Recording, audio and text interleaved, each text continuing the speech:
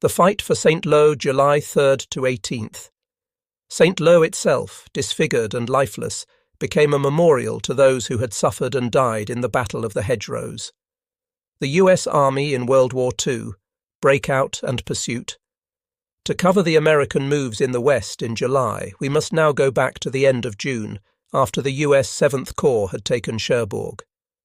In early July, while the British Second Army had been battering at Caen, Bradley's First Army, having snuffed out the final opposition around Cherbourg on June 29th, had been edging south across the Carentan swamps.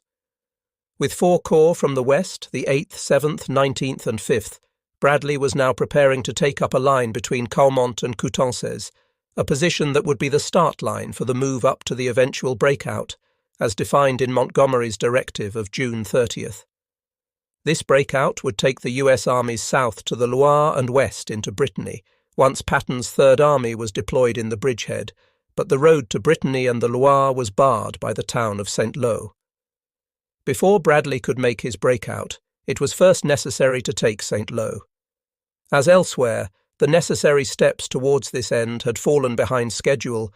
The notion that only the British and Canadians were failing to keep up to some alleged timetable is another Normandy myth. The U.S. official history claims that the Americans had secured Cherbourg on schedule, but this statement is difficult to reconcile with the fact that the supposed timings seem to vary. In some accounts, Cherbourg was supposed to be in Allied hands by D+8. Other accounts say that Cherbourg was due to fall between 10 and 30 days after the landings. Bradley thought that D+15, say 10 days after the landings, would be realistic, and the city centre finally fell on D+21 June 27, although local opposition was not finally quelled until 2 days after that on June 29th. Since Monty's plan only required Cherbourg to be taken as soon as possible, it could equally well be argued that there was no schedule. The plain truth is that all the Allied forces in Normandy fell behind their self-imposed deadlines, and for the same reasons: the terrain, the weather, the problems of supply, and the enemy. This is not to say that the generals in Normandy, American or British, neglected to factor these chronic problems into their plans, but subsequent commentators have frequently neglected to take them into account. These factors, particularly the last one, the enemy, have to be kept constantly in mind, not least when evaluating the difference between the proposed plan for any attack and what the attack actually achieved. Nevertheless, in spite of a general lack of territorial gain, a certain amount of progress was being achieved in the west, and by early July, from their current line north of Lessay, the U.S. forces could look back up at a broad expanse of cleared territory in the Cotentin with a certain amount of satisfaction. The next step was to push south to a line between Caumont and Coutances, and that attempt began in early July with a thrust towards La Haye-du-Puy by Major General Troy Middleton's 8th Corps. This corps, which actually belonged to Patton's Third Army, had arrived in the bridgehead on June 15th for initial service with the First Army, and Bradley had intended to send it thrusting south out of the Cotentin on June 22nd. That plan was delayed by the Great Storm of June 19th to 21st. A shortage of supplies, and especially of artillery ammunition, meant that the advance on Cherbourg and this southern advance could not be handled at the same time. The 8th Corps attack was therefore delayed until July 1st, 2 weeks after the Corps arrived in the battle area, and was then further delayed until July 3rd. The centre ground in the Cotentin, where it was not occupied by floods or marshland, was held by Collins's 7th Corps, on a narrow front astride Carentan. East of the Vire lay 5th and 19th Corps, which had done very little since the middle of June, remained inactive, according to the U.S. official history, not because of any lack of zeal, but because all the necessary resources for a sustained advance were rightly devoted to the attack on Cherbourg. However, by July 3rd, Bradley was ready to strike at St. Lo and gain the breakout start line, using all 4 U.S. Corps. 8th Corps was to advance down the west coast of the Cotentin through La Haye-du-Puy to Coutances, and would move first. Their advance would be followed down the line Carentan-Périer by 7th Corps, while 19th Corps and 5th Corps, east of the Vire, would head on a broad front for St. Lo. This advance would take all the US divisions through the bocage and out to more open country. Bob Sales of the 29th Division took part in the advance on St. Lo. All the fighting from the beach to St. Lo was in the hedgerow country, and it was well into July before we got to St. Lo. We had to take these hedgerows one at a time. Sometimes you were one side of the hedge, and the Germans were on the other, and you could hear them talking. But finally we made it to St. Lo, but the losses had been heavy, and we were really shot up. Some of the men coming in, the replacements, had not had much training, just the usual basic training, and sent right over, and these men were at a great disadvantage in that country. Harper Coleman of the 4th Infantry also recalls this time. After we had been in Cherbourg for some days, we were sent in trucks to Carentan and into the hedgerow country where we took over the positions of the 83rd Division. It was all hedgerow and swamp, and we were often facing SS troops who would fight you for every inch of ground. The first day we made only 400 yards, and during the next week only about 4 miles. Certain accounts of the Normandy fighting give the impression that the highly defensible bocage country, small fields, deep-cut lanes, thick hedges, only appeared on the American front. The US history has a map which shows the bocage only infringing slightly on the British and Canadian front, significant names like Tracy Bocage, Benny Bocage, or Villas Bocage on the British front not being marked on this American map. In fact, the bocage, being man-made, appears in all parts of Normandy, though the introduction of modern farming methods since 1945, methods which require large fields, has done away with the small fields, and most of the hedgerows have been uprooted. In 1944, much of Normandy, north of a line between Avranches and Alençon, was bocage country, hence the idea of breaking out to the south and then wheeling east below that bocage line. This again is basic military strategy. Every commander's battle plan begins with a consideration of the ground. Given that much of the area through which these US units were to advance was bocage, the US divisional commanders had spent a great deal of time in the last weeks working out small-scale tactics for use in this terrain, based on the use of tank and infantry teams, and then training those teams in their use. While the other 3 corps were pushing south out of the Cotentin, 5th Corps would maintain the line at Caumont, where the US sector joined the British until needed for any final push. The Allies were now faced with 2 separate German forces in Army Group B. From June 28th, the British were opposed by the 8 Panzer divisions of Panzer Group West, now under General Eberbach. Panzer Group West mustered some 400 tanks, Mark IV, Panthers and Tigers, and a considerable amount of infantry. This force was fully mechanized. The 7th Army, opposing the Americans, was awaiting the arrival of a single armored division and preparing to oppose US 1st Army with just 2 corps, 2 parachute corps, and the 84th Infantry Corps, the latter corps facing the American forces emerging from the Cotentin, the former a much tougher formation defending St. Lo. 7th Army could currently muster around 75 tanks. This presented the Americans with a great opportunity, for the forces opposing their advance were neither well equipped or numerous. The chief German asset was the terrain bocage and swamp, and the US advance south into this terrain began on July 3rd, when 8th Corps moved forward down the Cotentin coast. Troy Middleton's corps contained 3 divisions, the 79th Infantry on the right, the crack 82nd Airborne in the centre, and the 90th Infantry on the left. Their first task was to take La Haye-du-Puy, a village on higher ground around 130 metres, 300 feet, and a road junction due west of Carentan. This high ground formed a causeway some 7 miles wide, between the marshes of the Marécageuses de Gorge, dominated by the higher ground at Montcastre and the Aye River estuary at Lessay. The 82nd was down to half strength and due to return to England, and was therefore given a limited objective and charged with taking the high ground north of La Haye-du-Puy. The other 2 divisions were to attack on either side of La Haye and converge to pinch out the advancing 82nd after the hills had been cleared. Intelligence estimates suggested that the Germans in La Haye were no longer capable of much resistance, and the advance began with a great air of confidence. This soon evaporated. the enemy struck back fiercely, aided by low cloud and heavy rain which curtailed Allied air support for the US divisions.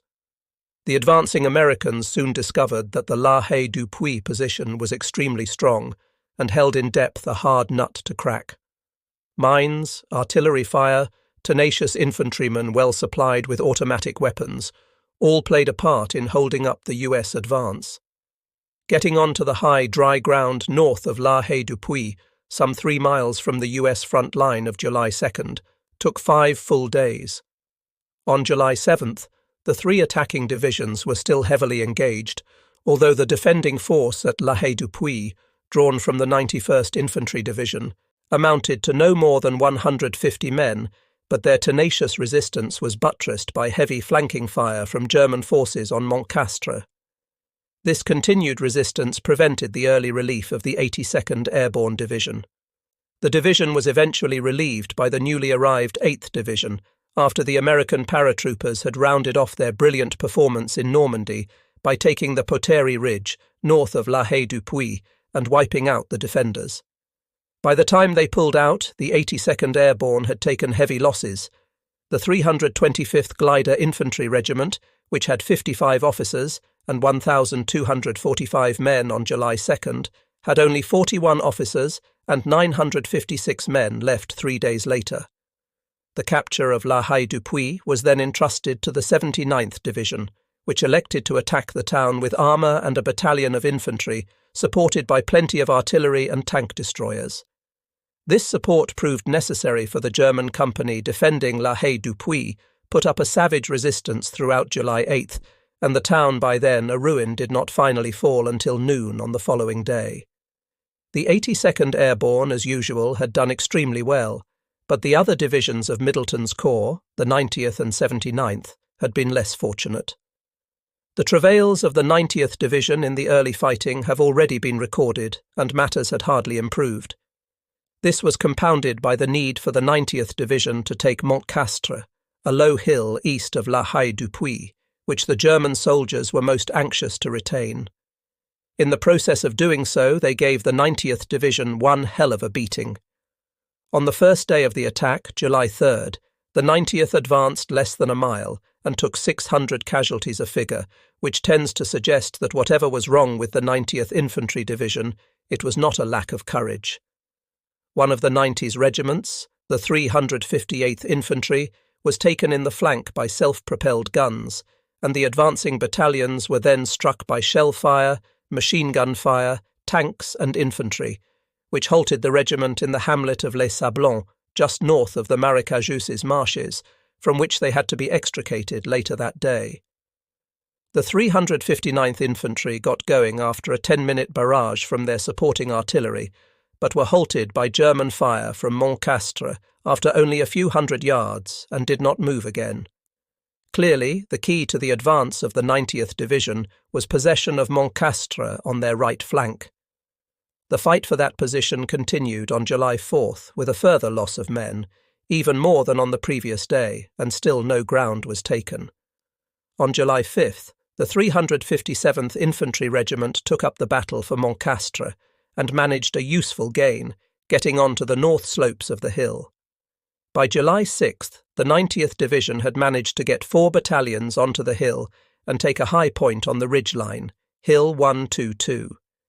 These positions were counterattacked by the enemy on July 7th, but here the 90th Division soldiers gave no ground. Elsewhere it was the same old story. The Germans came on again with infantry and tanks, smashing into the 357th Infantry at Beaucondray, where, after a terrible close encounter battle in the flooded fields and swamps, several companies were overrun. The remnants of these companies, just 7 men, fell back, and the 357th were driven out of the Beaucondray position by daylight on July 8th. The capture of Montcastre represented the only advance made by the 90th Division during 5 days of fighting, during which the division lost over 2,000 men and displayed, says the US official history, fumbling and ineptitude. This seems a harsh judgment, and it is fair to add that the 90 soldiers had shown great stamina in the fight for Montcastre. On the right of the 8th Corps line, matters were handled rather better. While the 90th had been fighting for Montcastre, the 79th Division had been forcing its way down the west coast of the Cotentin. The 79th had been blooded in the advance for Cherbourg, and in efficiency lay somewhere close to that of the 82nd Airborne Division. To get to their first objective, the Montgardon Ridge west of La Haye-du-Puy, the 79th had to cross 6 miles of bocage under the eyes of the Germans on the ridge and then make a frontal assault. Their attack began on July 3rd and went well, though the opposition was considerable and the planned timings were not maintained. One German strongpoint, Hill 121, north of the ridge, fell on the morning of July 4th to the 314th Infantry Regiment, and the advance continued, the division making contact with the 80th 2nd Airborne Division that evening. On the following day, the task got harder. Opposition mounted, but the 79th Division pressed on, and by July 7th had taken the Montgardon Ridge.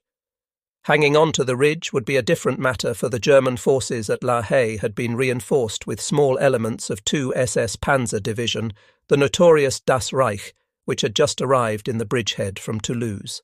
On the afternoon of July 7th, elements of this SS division formed part of a 2-battalion force, backed by armour, which struck the 79th Division with great power and drove it back across the ridge. There the Americans rallied and fought back, regaining their position and knocking out 4 tanks. The fighting on this day alone cost the 79th Division around 1,000 men, and in the 5 days of fighting until July 10th, the 79th lost over 2,000 men. By then the troops were exhausted, by the incessant rain as much as by the equally incessant German shelling. Nor had these American losses achieved much, for La Haye-du-Puy was still in German hands. There is no need to continue this sad tale of the early stages in the advance on Saint-Lô, for it becomes repetitive. When the 8th Division came in to take part in their advance, during which the division appears to have made little actual progress, the US official history lists hesitation, inertia, disorganization, inaccurate reporting of map locations, large numbers of stragglers, poor employment of attached units, the usual symptoms of inexperience. But the account goes on to state that the division also demonstrated a particular ineptness in the realms of organisation and control, an accusation which points the finger directly at the 8th Division commander and his staff.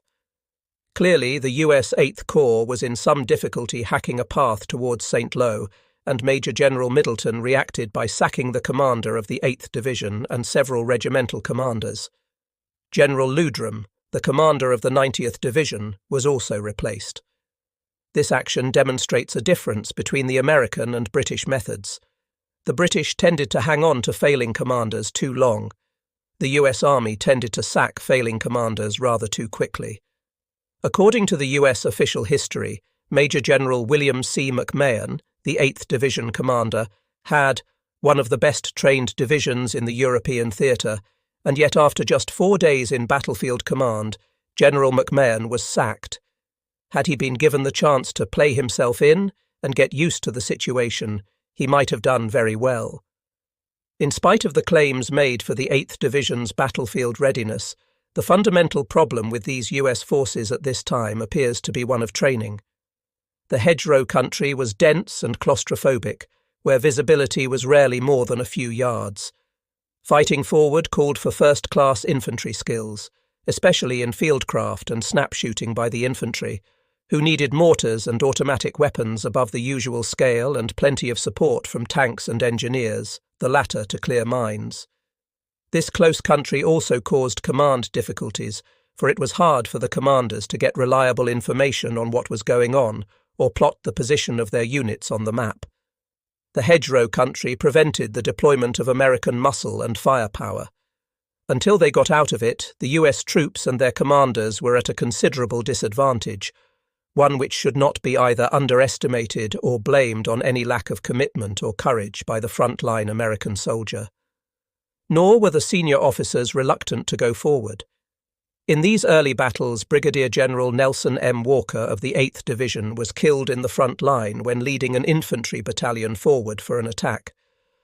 Harper Coleman of the 4th Infantry again. The artillery barrages on the advance to St. Lo were some of the heaviest of any time that I remember. There were these German rockets we called Screaming Mimes, actually Nebelwerfer mortars, the 88mm, the German guns, tanks and others. This went on for 3 weeks and we lost a lot of good people. I saw one of the battalion commanders killed by a sniper, and as I was on the machine gun a bullet came across the top of my shoulder and cut my hand. Nothing serious, but too close. During one barrage we came across a column of German troops that had been caught by our shells, and their bodies were thick in the road. There was no time to move them as the tanks came through, and that was not a pretty sight, though I don't think we gave much thought to it at the time. Another time I saw an officer shoot a wounded German who asked him for water, took out his pistol and just shot him in the head. He said, "Water, hell," and just fired. Nothing we could do about it, just keep moving on. The 8th Corps advance continued, but slowly and at some cost. To reach the River A near Lessay cost the Corps 2,000 casualties. After 12 days of fighting, the 8th Corps had advanced 7 miles beyond La Haye-du-Puy, which fell on July 8th to 9th to the A and Save rivers at the cost of some 10,000 casualties. The enemy says the official history giving ground only grudgingly. The line achieved by July 14th, the Lessay-Perrier line, was only about 1/3 of the way to Coutances, and, says the US official history, when the grinding attack through the hedgerows ceased, at least temporarily, on July 14th, Coutances, 14 miles to the south, seemed as unattainable as Berlin. Meanwhile, over in the centre, Major General Joseph Lightning Joe Collins's 7th Corps was breaking out of the Cotentin, heading down the isthmus between the Taut and Maracajus's marshes on the axis of the road between Carentan and Vaya. This meant an advance over flooded or marshy ground and against first-class opposition. The 6th Parachute Regiment, the 7th SS Panzer Grenadier Regiment, and artillery and Tiger tanks of the 2nd SS, Das Reich, a unit that was every bit as formidable and almost as ruthless as the 12th SS, Hitler Jugend. Having just arrived, 2 SS was up to strength, fresh and full of fight. Although weary and much reduced in numbers, the other German units fought with intelligence and tenacity their use of tank and infantry fighting patrols. 1 tank and 15 to 30 infantrymen in each one was particularly significant. They were not about to give way, even before a full corps attack backed by abundant Allied air power, when that air power could be deployed during brief breaks in the relentlessly poor weather. Collins's 7th Corps now contained the 4th, 9th and 83rd Infantry Divisions. Their task was to barrel down the road from Carentan, take the high ground at Saint-Anny, a mile ahead of their current line, and reach the Perrier-Saint-Lô road, which ran across their front, 7 miles from their existing front line at Carentan. Their initial progress was neither fast or significant in territory. According to the US official history, at the rate of advance made in the preceding week, the final objective was at least a month and a half distant. The problem was how to overcome the fatal combination of enemy and terrain. A narrow front through the marshes prevented 7th Corps deploying its full strength until it reached the Perrier-Saint-Lô road, so Collins attacked on a 2-division front, the 4th on the right of the road, driving towards Perrier, the 83rd Division on the left along the Taut River. Major General Barton's 4th Division front was a swamp of soggy ground, crisscrossed with small streams, deep drainage ditches, each a tank trap, and inundated marshes, without a single hard-surfaced road other than the axis of advance, the Carentan-Perrier road, which the German gunners had ranged to the inch. In such a situation, says the official history, General Barton was unable to concentrate the power of his infantry and supporting arms into a sustained effort. Even so, slowly and painfully, their close air support hampered by the continual low cloud, the 4th Division crept forward down the road from Carentan until, on July 15th, when still 4 miles short of Perrier, the 4th Division was taken out of the line, having sustained over 2,300 casualties in the last 10 days for very little territorial gain. These casualties included 3 battalion commanders and 9 rifle company commanders. On the left of the 4th Division, the 83rd Division was having two major problems: enemy tanks and leadership. The German units to their front were using tanks as mobile forts to support local counterattacks or backup defensive positions. It was also apparent that, again to quote the official history, weakened by attrition and fatigue, units failed to press towards their objectives even after eliminating the tanks that barred the way. More sackings seemed called for, and the regimental commander of the 330th Infantry was relieved of his command on the evening of July 9th. The 83rd Division clearly had a very bad time in early July. By the time it reached the west bank of the Taut on July 14th, the division had taken the staggering total of some 5,000 casualties in 12 days, 1,400 on the first day alone, and been further disrupted by these changes in command. The 331st Infantry Regiment had no less than 5 new commanders in 1 week, and only when Colonel Robert H. York, the 7th man to take command, arrived on July 13th, did the regiment begin to function properly.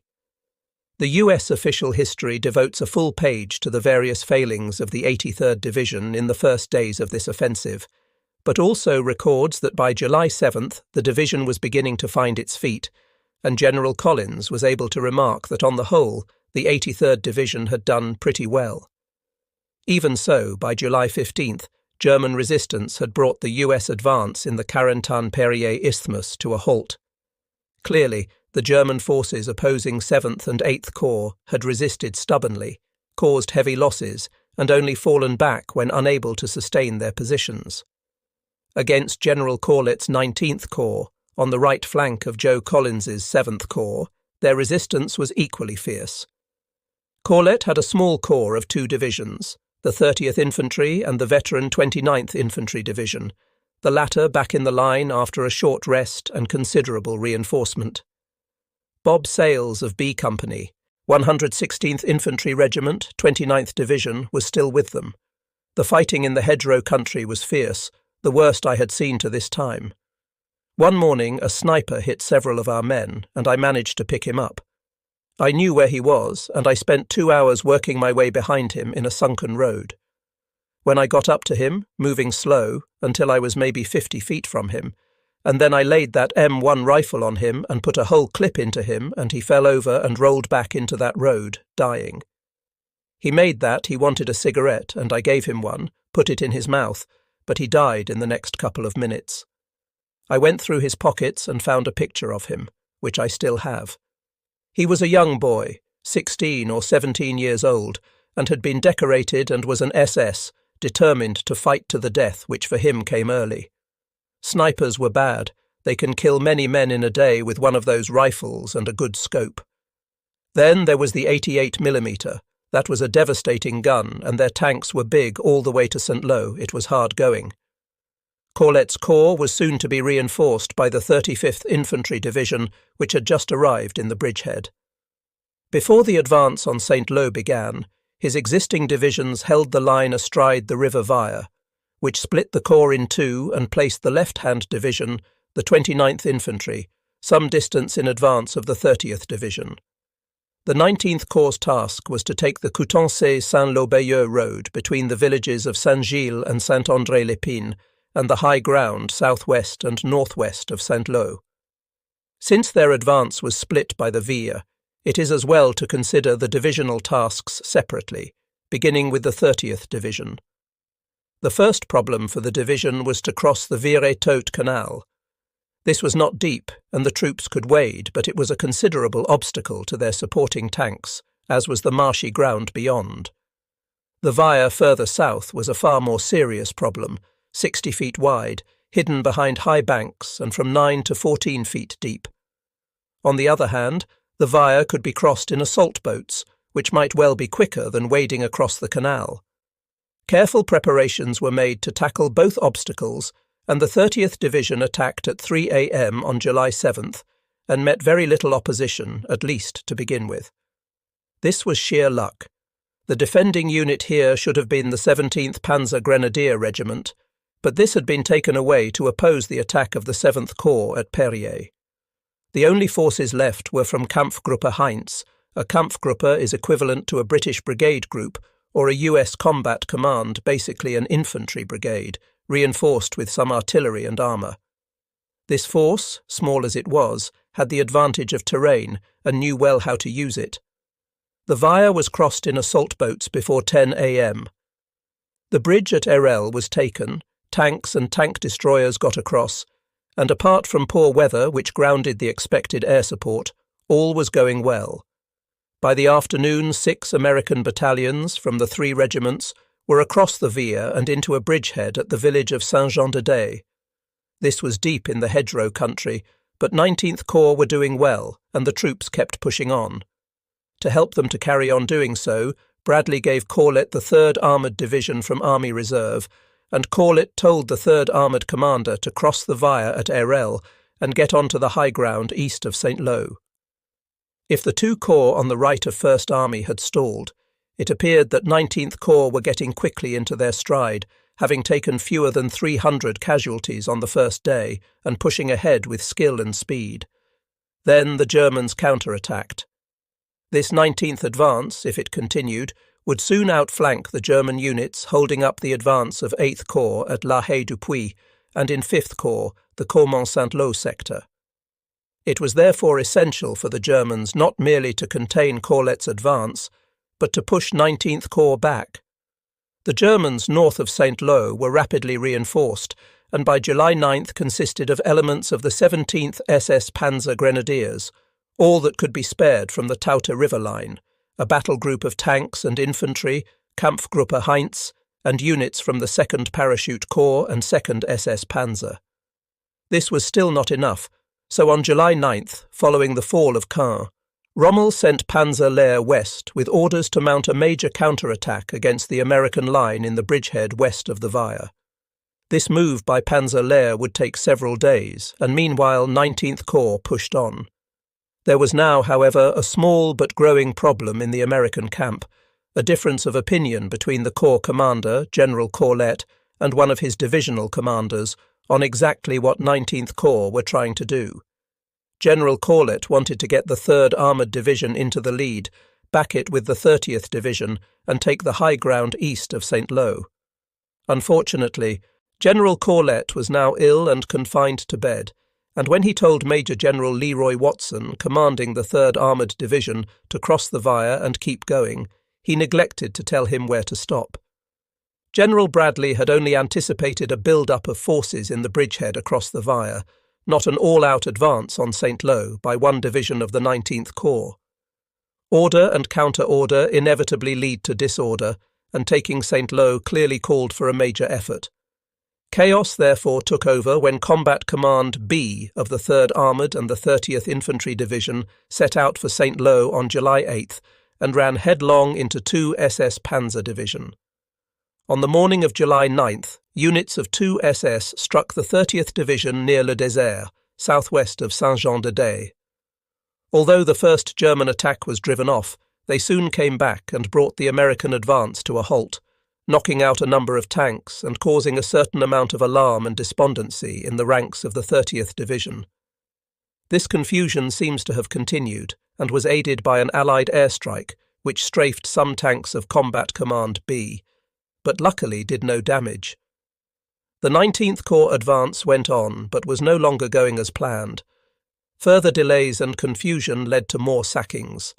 Brigadier General Bone of Combat Command B was sacked for extreme caution on July 9th, but Colonel Dorrance Royston, who then took over Combat Command B, did well, as did the entire command leading General Hobbs of the 30th Division, to regret the sacking of its former commander. Matters were therefore improving when Panzer Lehr arrived on July 11th and drove directly into the 19th Corps flank.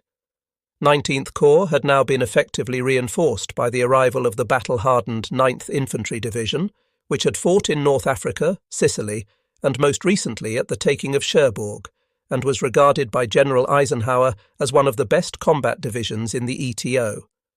This division was placed at first in Collins's 7th Corps, but on July 8th, Collins persuaded Bradley that since he had no room to deploy it, it could be more usefully employed if it was attached to the 19th Corps and used to protect the right flank of that corps. Bradley did not want to move the 9th Division to another corps, so he moved the corps boundaries, giving part of the 19th Corps front to Collins, who then had space to deploy the 9th Division across the Vire-Tot Canal and send it south to cut the Perrier-Saint-Lô road. On taking up position, the 9th Division took under command Combat Command A of the 3rd Armoured Division and the 113th Cavalry Group. Holding this armour in reserve, General Manton S. Eddy, the divisional commander, proposed deploying his 3 infantry regiments in line abreast and advancing westward from the Vire to the Taut.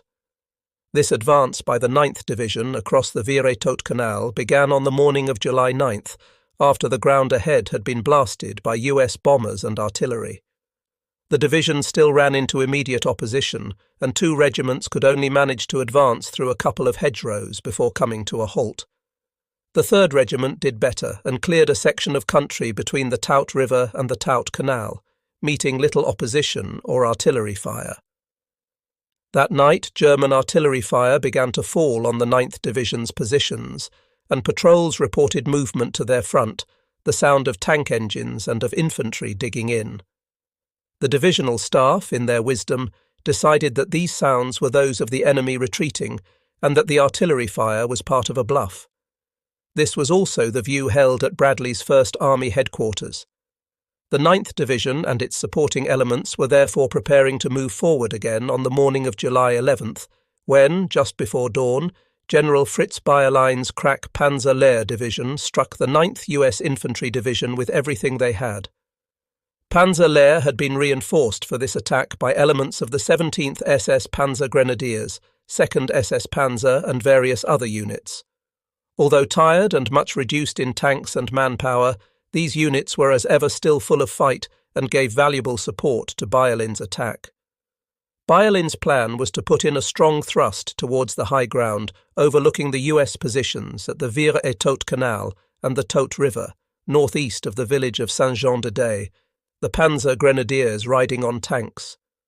While this was underway, the 2nd Parachute Corps would mount a feint attack north from Saint-Lô, along the east bank of the Vire. Panzer Lehr fell on the 30th and 9th Divisions on a wide front between Pont-Hubert and Le Désert. This attack forged ahead, but appears to have caused little alarm at 9th Division HQ, even though by 5 a.m. the Germans appeared to be all around their trucks and tanks, and German Panzer Grenadiers were seen approaching the positions of the divisional artillery, some distance behind the US front-line positions. Then a US Infantry Battalion HQ was overrun.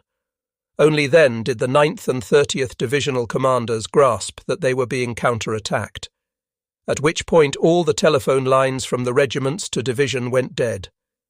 This caused a certain amount of alarm, but not enough for the 9th Division staff to wake their commander, Major General Eddy, who was still in bed. When roused, General Eddy found his command in a considerable state of confusion. Communications to the regiments were his first concern, and these were quickly restored, enabling information to come in and orders sent out. By then, the subordinate commanders were starting to fight back, infantrymen using bazookas against the German tanks or digging in to fight off the advancing Panzer Grenadiers. The divisional artillery, having beaten off the enemy infantry prowling around their positions, dropped concentrations of fire on the Panzer Lehr tanks around Le Désert. The guts and resilience of the American soldier has never been better illustrated than by the fight of the 9th Division on July 11th. We were caught with our pants down, but we pulled them up and got going, as one account puts it. There had also been some miscalculation on the German side. Bayerlein did not know about the presence of the 9th Division and found himself faced with 2 US divisions instead of 1. Once the Americans got organized and began to fight back, the odds were against him, and by mid-afternoon on July 11th, the German advance had been contained. General Eddy was now ready to launch his own counter-attack, having first established a new defence line buttressed with plenty of anti-tank guns. By the end of the day, Panzer Lehr had lost around 50 tanks and been brought to a standstill. Panzer Lehr had found, as the Allied divisions had found previously, that fighting forward in the bocage was a very difficult business. Defence was much easier and caused fewer control and communication problems. Therefore, On the evening of July 12th, Panzer Lehr took up a defensive position and prepared to hold its ground. Although Bradley felt that his troops had given Bayerlein's division a bloody nose, the 9th and 30th Division troops, who had met Panzer Lehr in the hedgerows, felt that these panzer soldiers were big, husky boys, and not beaten at all. By July 12th, having contained this counterattack, 19th Corps and 7th Corps could go forward again. By July 14th, Eddy's 9th Division were finally in sight of the Perrier-Saint-Lô highway, just 4 miles ahead. With the objective in his reach at last, General Eddy lined up his regiments on a line between La Vincenterie and Le Désert, and sent them plunging forward for the road. Once again the terrain and the enemy intervened. Ditches, hedgerows, snipers, machine-gun posts, Panzerfausts, an abundance of mines, artillery, dug-in tanks, and a deluge of mortar fire from units of 2 SS Panzer and 17 SS Panzer Grenadiers struck the advancing American infantry. When night fell and German infiltration began, the 9th Division was still firmly stuck in the hedgerows. The 30th Division, on the left of the 9th, were doing no better and were by now fought out. Even by July 11th, before Panzer Lehr came in, they had lost 1,300 men, and the rest were exhausted, their ammunition low, their supporting tanks in need of maintenance. They clearly needed relief, but there could be none for the moment, and by July 15th the 30th Division's casualty list had soared to 3,500 men, and they could go no further. It was not until July 17th that the 9th Division reached the Saint-Lô-Perrier road. Getting there had cost that fine division some 2,500 men, and they were still a quarter of a mile short of the road, though able to cover it with fire. It had taken almost 2 weeks and a great quantity of lives to advance some 10 miles, but at last the First Army were in position to move on Saint-Lô. Before that happened, there were more changes in the corps boundaries as everyone shifted to the east. Collins's 7th Corps passed the Carentan-Perrier Isthmus to 8th Corps and took charge of the front between the Taut and the Vire. East of the Vire, 19th Corps and 5th Corps were making that final bid for Saint-Lô, a city which by some calculations should have been in American hands by D+9. It was now D+41, and the city had still to be taken. Saint-Lô had been attacked from the air on June 6th, and the original American intention, or at least their profound hope, was to take the town by June 15th. Now, in mid-July, more than a month after the landing, a combination of bombing and shelling had reduced Saint-Lô to smoking rubble, a shambles which contained the bodies of the 800 or so French citizens killed in these constant attacks. Now the American ground forces were about to make their final bid for the city, and the Germans were prepared to put up a fight to retain it. The defenders consisted of the doughty 2nd Parachute Corps, deployed between the Vire and the Drôme, bolstered on the west by 3 Kampfgruppe from the 353rd, 266th and 352nd Divisions, and on the east by the 3rd Parachute Division with the 12th Assault Gun Brigade in reserve. The attackers in this final phase came from the US 19th Corps, which had taken over the prime task from Gero's 5th Corps, though in the event both corps were to participate in the final battle. 5th Corps opened the attack with an assault by the 2nd Infantry Division on Hill 192, just north of the Saint-Lô-Bayeux Road, and the key position east of Saint-Lô. The River Vire sweeps close to the west side of Saint-Lô, so that any attacks on the city were best made from the north or the east. The 2nd Infantry had tried to take Hill 192 some weeks before. An assault in June had lasted 3 days and cost them 1,200 casualties for no territorial gain. The soldiers of 2nd Infantry knew they would have to attack the hill again and had spent the intervening weeks shelling the hill continuously and training their squads in close-quarter fighting, the hand-to-hand kind involving grenades, automatic weapons and the bayonet, and close infantry-tank cooperation that would all be necessary when their infantry went forward again. Supported by tanks, the 2nd Division attack went in at 6 a.m. on July 11th. Hill 192 had been constantly shelled, but the American advance was met with a hail of machine-gun fire, and German Panzerfausts knocked out all 6 Sherman tanks supporting the 1st Battalion of the 38th Infantry Regiment. That training in close-quarter combat paid off, and by noon that day, the 38th Infantry had gained the top of Hill 192. By late afternoon, they had descended the far slope, and joined now by the 23rd Infantry Regiment, were pressing on down towards the Berigny-Saint-Lô highway. That night was spent in consolidating the ground gained and repelling small counter-attacks. By dawn, it was clear that the enemy had abandoned the ground around 192 and withdrawn to another defence line somewhere beyond the Berigny-Saint-Lô road. The 2nd Infantry Division had taken around 500 casualties, but gained a good position for a further advance. The attack was now taken up by General Gerhardt's 29th Infantry Division and the newly arrived 35th Division of 19th Corps. They were already in position 4 miles northeast of Saint-Lô, and after the 2nd Division advance had secured their flanks on June 11th, these divisions were able to move forward towards the next obstacle, the Martinville Ridge, 2 miles northeast of the town. This attack had been delayed by that diversionary attack mounted by the 2nd Parachute Corps in support of Panzer Lehr's counter-attack on the 9th and 30th Divisions. But on July 11th, the 29th and 35th advanced through the hedgerows over the Martinville Ridge position and down the slope towards Saint-Lô. This advance was stoutly contested and made in the face of heavy artillery and mortar fire, which cost the 29th Infantry Division some 500 men. Although they were still fighting well, the defenders of Saint-Lô were running out of steam. The Panzer Lehr attack on the 9th Division had been halted, the 3rd Parachute Division had lost around 75% of its men, and the 353rd Division Kampfgruppe had been reduced from 1,000 men to less than 200. Even so, the survivors were German soldiers, very resolute in defence, not afraid to die. They fought on, taking a heavy toll of the attackers, and on July 12th, the 29th Division, still thrusting directly down the Martinville Ridge for Saint-Lô, made very little progress, and took another 500 casualties. Later that day, General Corlett and General Gerhardt decided that before they took Saint-Lô, they must eliminate the other hill feature, Hill 122, a mile from the northern suburbs of the city.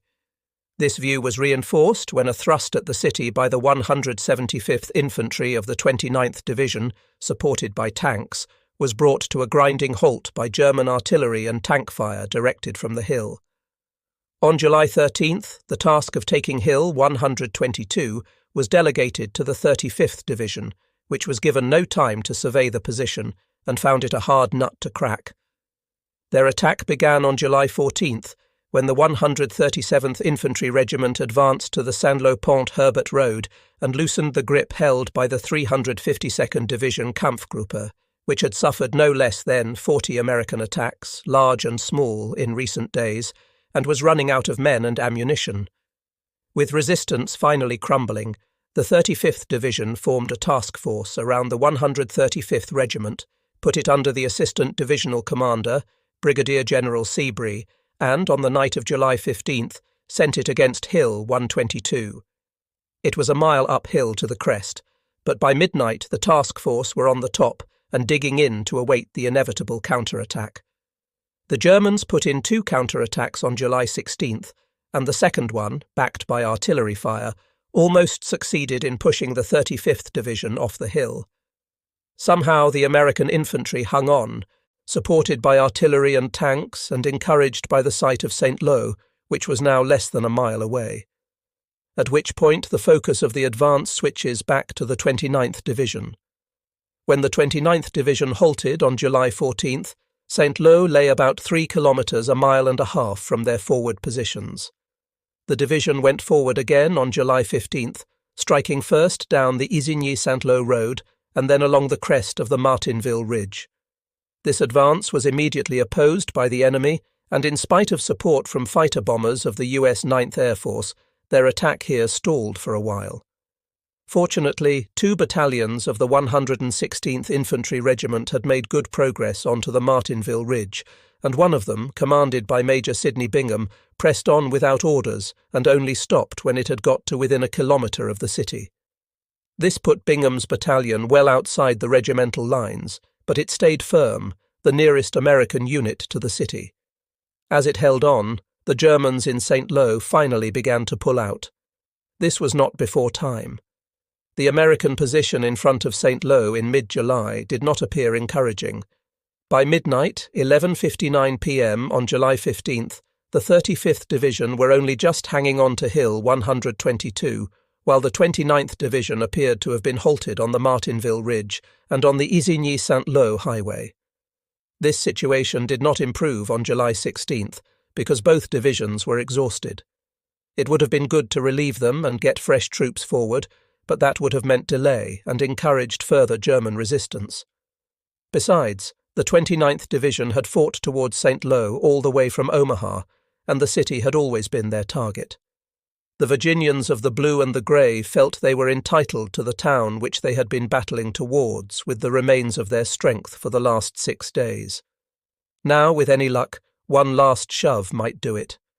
That shove came at dawn on July 17th, when Major Thomas D. Howe of the 3rd Battalion, 116th Infantry, led a column of infantry out to reach Bingham's isolated battalion on the outskirts of St. Lo.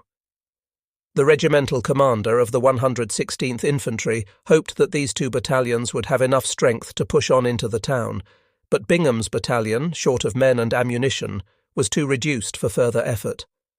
That left the task of entering St. Lo to Major Howe, who told his men that he would lead them into the city. Howe duly advanced at the head of his battalion, but had hardly gone 100 metres before he was killed by shell fire. The command of the 3rd Battalion devolved on a company commander, Captain William H. Puntenny, who ordered the advance to continue.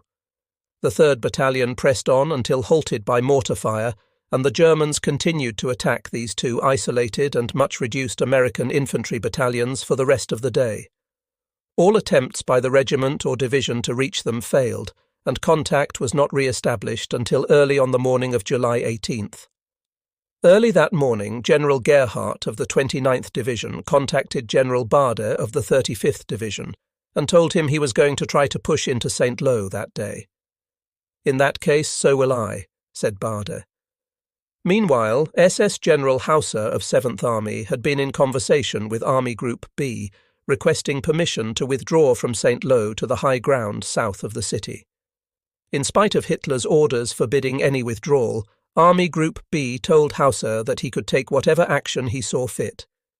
Who gave this order is not clear, but it was certainly not Field Marshal Rommel.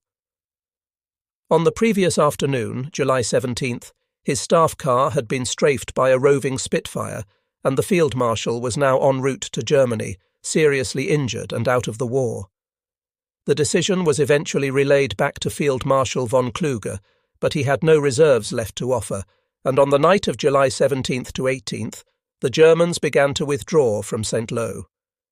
And so, finally, on the afternoon of July 18th, 1944, 6 weeks after D-Day, the Americans finally entered St. Lo. At their head marched the remnants of the 3rd Battalion of the 116th Infantry Regiment, 29th Infantry Division. The 1st Platoon carrying the body of their battalion commander, Major Thomas Howe, whom they laid in the ruins of the Church of St. Croix. Thomas Howe had told his men he would lead them into St. Lo, and he did.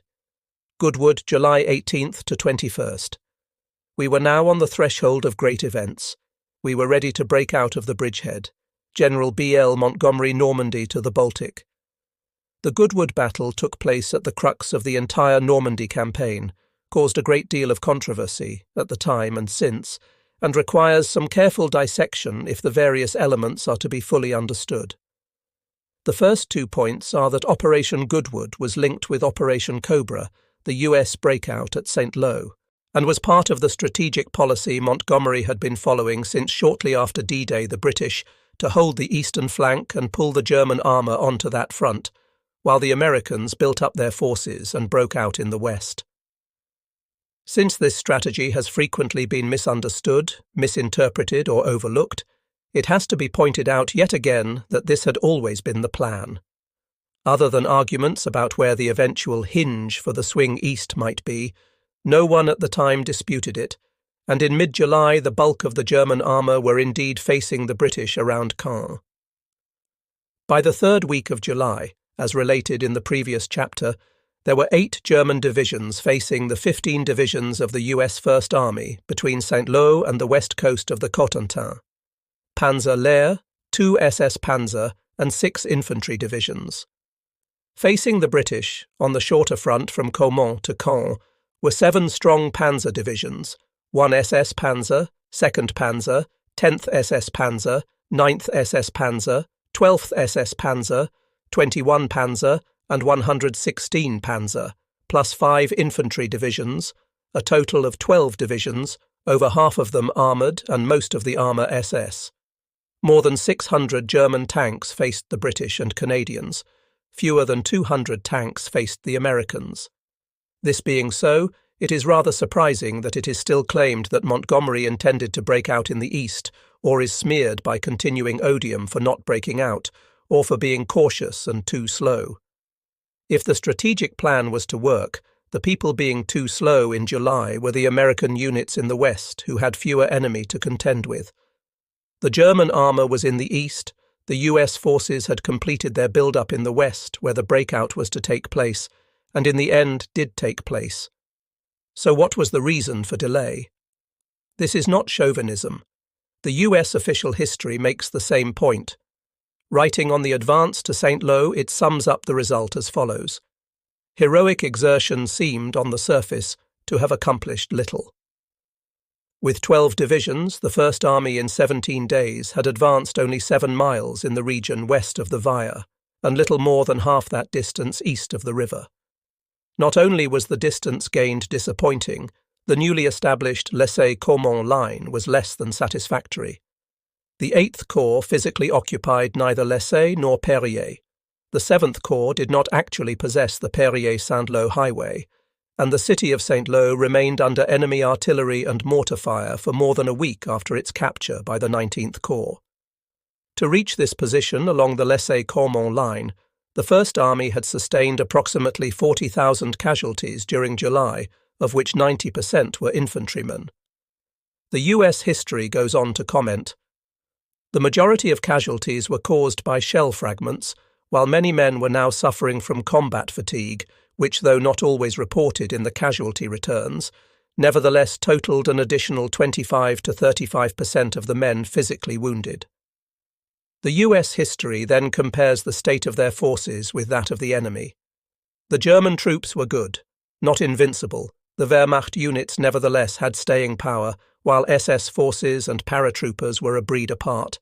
Elite troops with an unshakable morale, they asked no quarter and gave none. Given the allegations of slowness and timidity made against the British and Canadian troops, it is again worth pointing out that the bulk of these elite, breed-apart SS troops were facing the British Second Army, although most of the equally resolute German parachute units were facing the Americans. By now, halfway through the campaign, and rather more than halfway through this book, Montgomery's strategy in Normandy should be abundantly clear.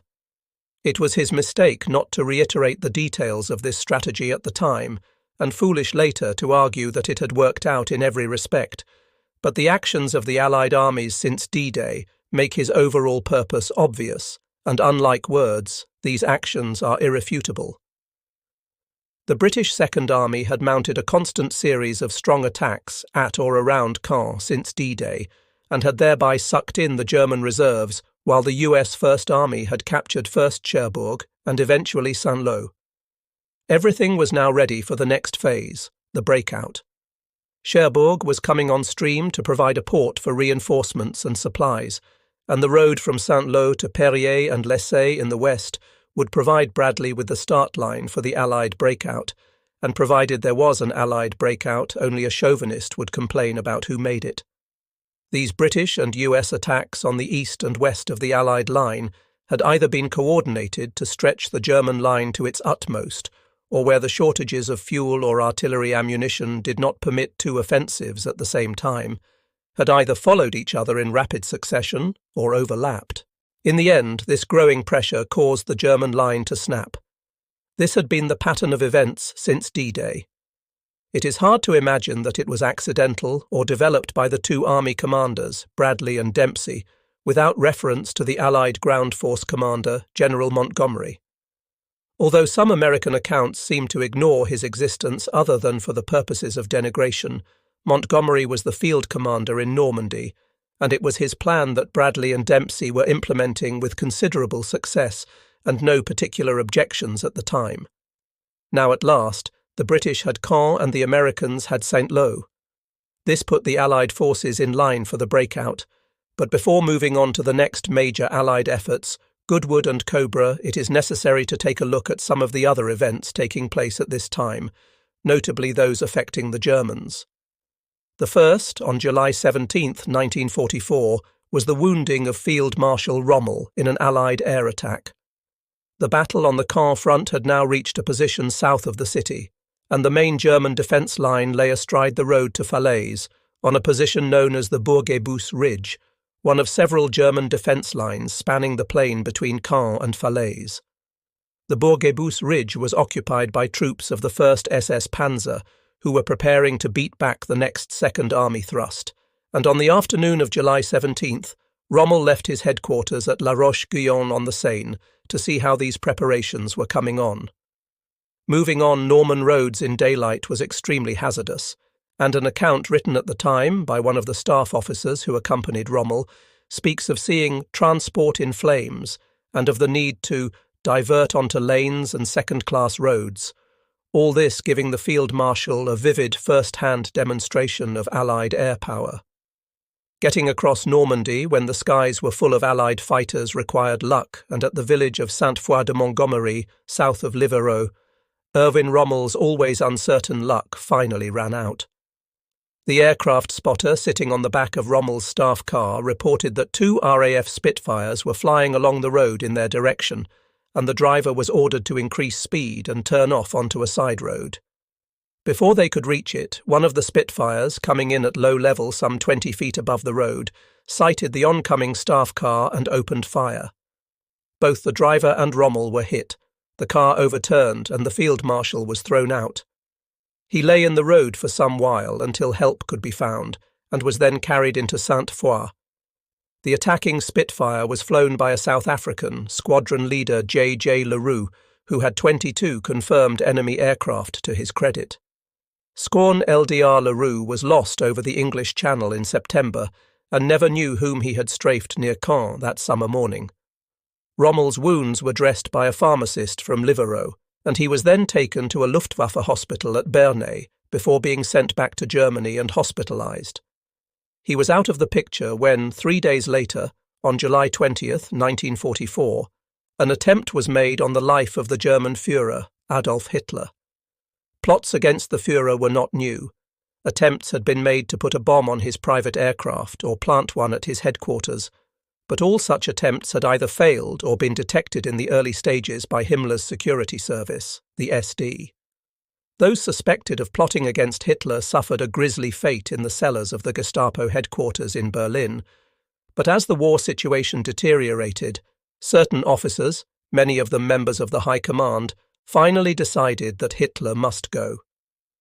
The man selected to carry out this new attempt, Operation Walkyrie, was a German aristocrat and staff officer, Colonel Count von Stauffenberg, an officer on the staff of the Commander-in-Chief of the Home Army, General Fritz Fromm.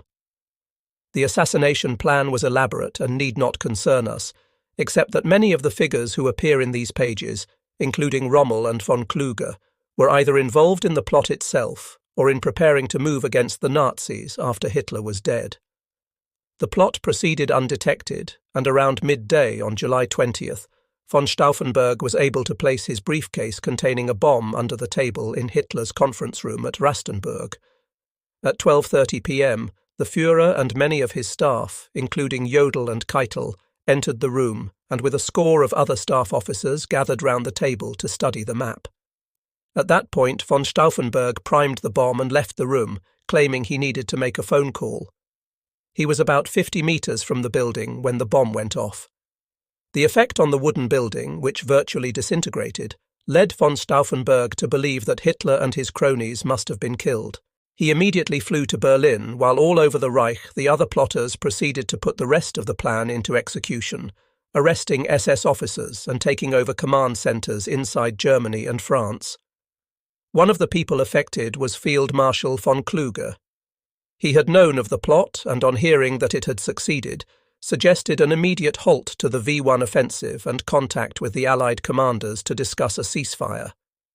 However, within a few hours, before any of this could happen, doubts arose, doubts confirmed by a phone call to von Kluge from Rastenburg. "Nothing more can be done," von Kluge told a fellow plotter, General Blumentritt, as he put down the telephone. "The Führer is alive." Hitler was not even seriously injured. The heavy oak conference table had absorbed most of the blast. The wooden building had allowed the effect of the explosion to disperse, and although several officers were killed and a large number injured, the Führer was still unharmed and crying treachery. Over the next weeks and months he took a terrible revenge on his opponents. Senior officers were arrested, interrogated by the Gestapo, given a brief and humiliating trial and strangled to death, hanging from hooks in nooses of piano wire. Over 5,000 Germans were executed in the next few months, many of them after torture. Rommel, who knew of the plot but took no direct part in it, was left alone for a while, but in October 1944 he too was murdered, as his son Manfred Rommel later described. "My father died on October 14, 1944, in Herrlingen, near Ulm.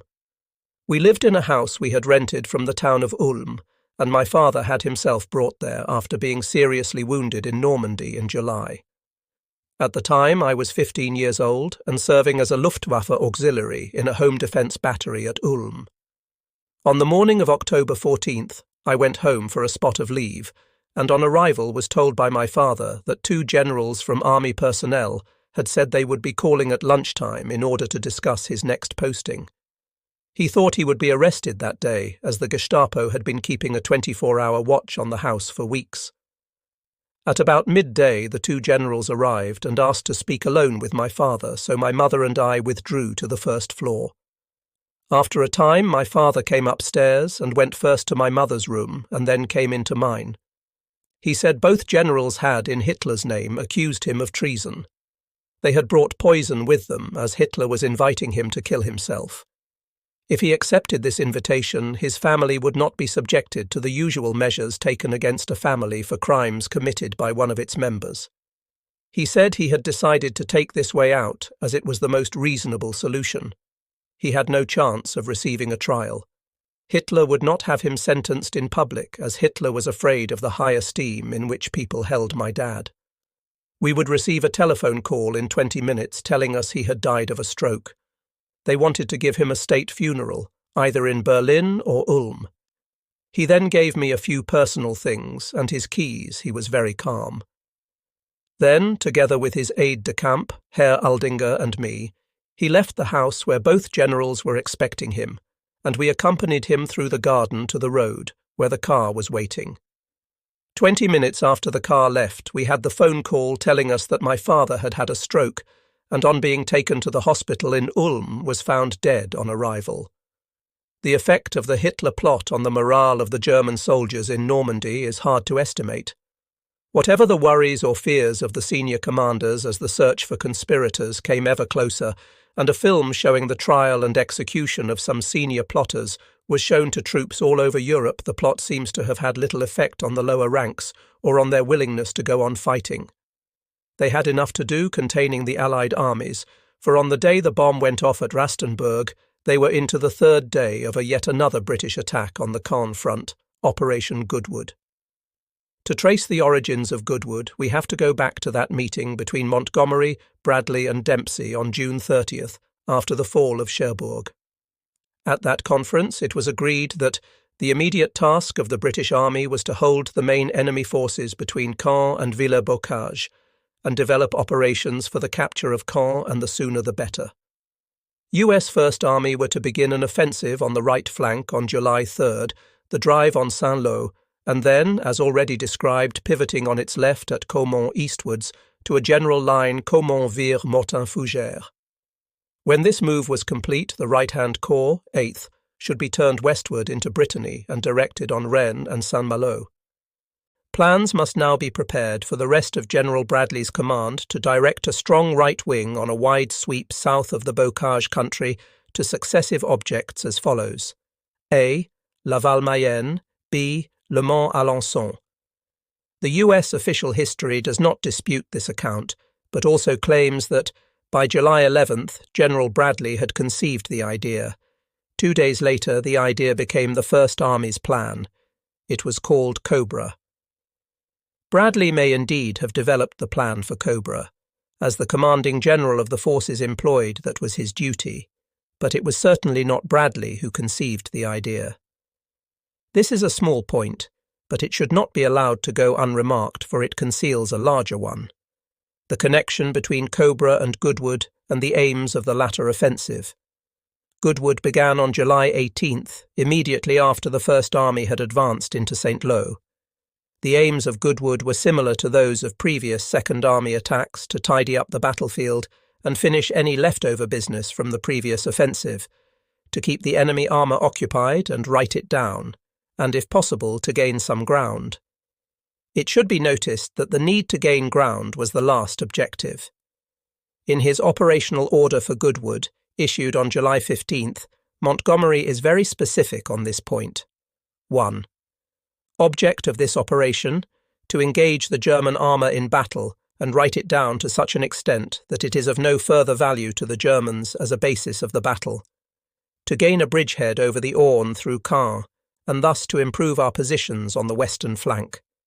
Generally to destroy German equipment and personnel as a preliminary to a possible wide exploitation of success. Regarding the operations of the various units involved, Monty states that the 12th Corps and the Canadian Corps were, point 4, to make the Germans think we are going to break out across the Orne between Caen and Amet. Then, point 5, the 8th Corps, the 3 armoured divisions, were to fight and destroy the enemy on the Bourg-et-Bus-Vimont-Bretteville area, although armoured cars should push far to the south towards Falaise, author's italics, and cause alarm and despondency. While this is going on, point 6, the Canadian 2 Corps must capture the Vaucelles suburb in Caen and get a very firm bridgehead over the Orne. Only when this has been done, point 7, can 8th Corps crack about as the situation demands. But not before 6 is done. The orders stress that the capture of Vaucelles and that bridgehead over the Orne were vital. Pressing on to Falaise was. If it had been, it would have required a lot more than a thrust by armoured cars.